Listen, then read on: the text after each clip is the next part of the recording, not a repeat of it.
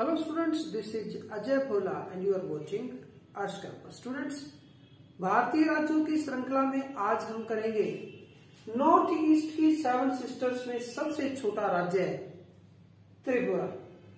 तो त्रिपुरा भारत के north east की स्टेट है जो कि 7 सिस्टर्स कहे जाने वाली 7 नॉर्थ ईस्ट की स्टेट्स में सबसे छोटी स्टेट है। त्रिपुरा जो है वह तीन ओर से बांग्लादेश तथा दूसरी तरफ मिजोरम और असम की सीमाएं लगती हैं।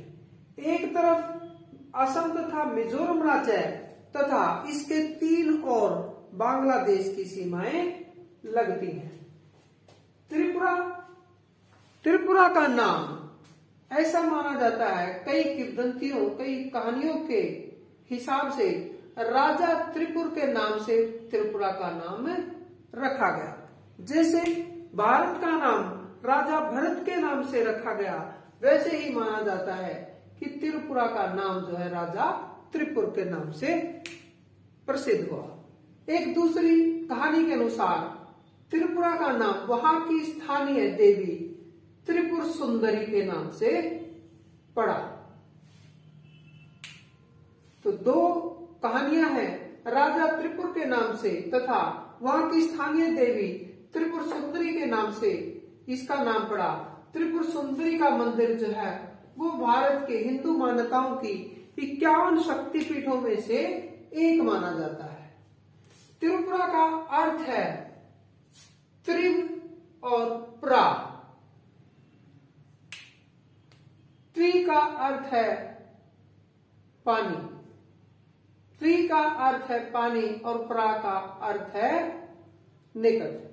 पानी यानी कि पानी के निकट। ऐसा भी कहा जाता है कि पहले यह क्षेत्र बंगाल की खाड़ी तक बिल्कुल उसके बहुत नजदीक तक फैला हुआ था। बिल्कुल बंगाल की खाड़ी के नजदीक इसके मुहाने पर यह था और इसीलिए इसका नाम त्रिपुरा ऐसा भी माना जाता है। तो यहाँ का इतिहास जो है वो महाभारत कालीन इतिहास है, बहुत पुराना इतिहास है। यहाँ का इतिहास पुराणों में भी आता है और अशोक महाराजा के शिलालेखों से भी इसके इतिहास का ज्ञात होता है। तो बहुत ही पुराना इतिहास है त्रिपुरा का। महाभारत काल के कई जगहों पर त्रिपुरा का नाम, वहां के लोगों का नाम कई पुराणों में और अशोक के शिलालेखों में भी इसका जिक्र आता है। ऐसा माना जाता है कि यहाँ के राजा जो थे उनकी शक्ति की गाथाएं राजमाला गाथाओं में आती है। वहां के राजाओं की शक्तियों के बारे में राजमाला गाथाओं में ऐसा जिक्र आता है। और यह त्रिपुरा 1949 तक एक रियासत थी।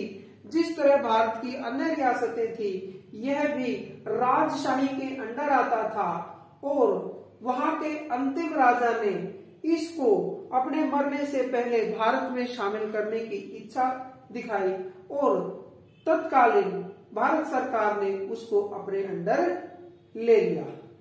कुछ ऐसा भी कहा जाता है कि वहां का एक धड़ा, क्योंकि यह 3 ओर से पूर्वी पाकिस्तान अर्थात बांग्लादेश से घिरा हुआ था, तो कुछ लोग वहां के ये भी चाहते थे कि इसको पाकिस्तान यानी पूर्वी पाकिस्तान यानी कि बांग्लादेश में शामिल कर दिया जाए, परंतु वहां का हिंदू राजा इस पर सहमत नहीं हुआ और उसने अपने मरने से पहले भारत में इसके विलय की इच्छा की और तभी तत्कालीन प्रभाव से भारत सरकार ने त्रिपुरा को भारत के अंदर मिला लिया। 1956 के पुनर्गठन आयोग में 1956 में जब भारत में राज्य पुनर्गठन हुआ तो उस समय इसको यूटी बना दिया गया। 1956 में राज्य पुनर्गठन आयोग राज्य पुनर्गठन जब हो रहा था तो उस समय इसको केंद्र शासित प्रदेश बना दिया गया और 1972 में इसको पूर्ण राज्य का दर्जा मिला। वहां पर लगभग 30% भूमि कृषि योग्य भूमि है और वहां के पर्यटन क्षेत्रों में, पर्यटन स्थलों में अगरतला, कमल सागर और नीलमहल प्रसिद्ध हैं और जहां पर हर साल लाखों की संख्या में लोग देश तथा विदेश से वहां पर यात्रा के लिए आते हैं। त्रिपुरा सुंदरी मंदिर हमने पहले भी जिक्र किया।